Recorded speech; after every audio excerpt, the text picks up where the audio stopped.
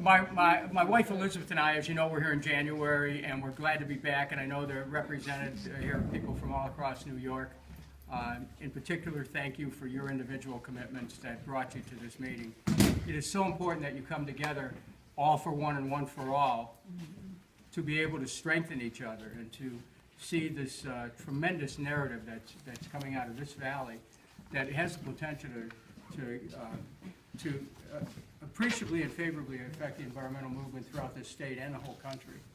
I was just talking to a few of the activists here a moment ago, and I want to share with you very briefly my experience on looking at a situation and somebody says you can't do anything about it, it's a done deal.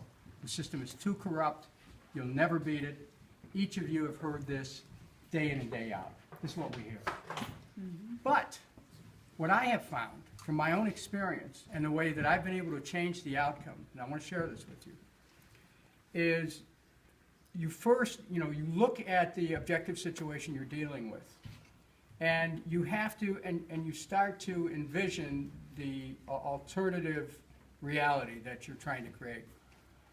And there's like a physics or a metaphysics that occurs in which you have to tease out the opposition, the resistance, tease it apart, and find those truths that exist in the interstitial spaces, literally.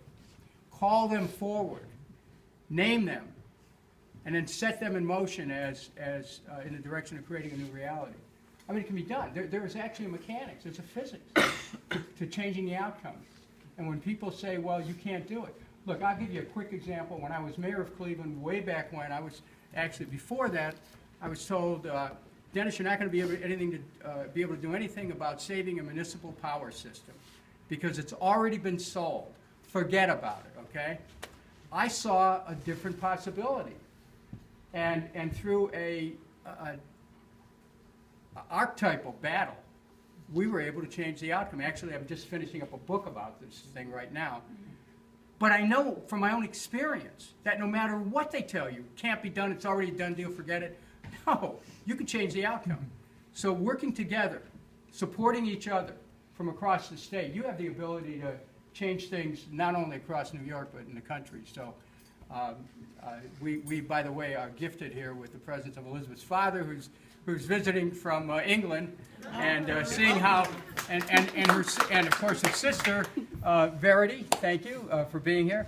They're visiting from England and seeing this kind of activism that Elizabeth and I are involved in supporting people around the country. So give yourself a big round of applause. Thank you so much.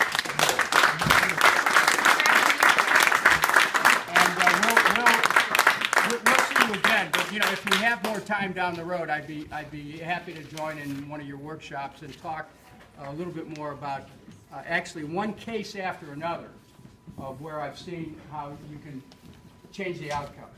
And the only time it's worth it is when they say you can't do anything about it. Yes!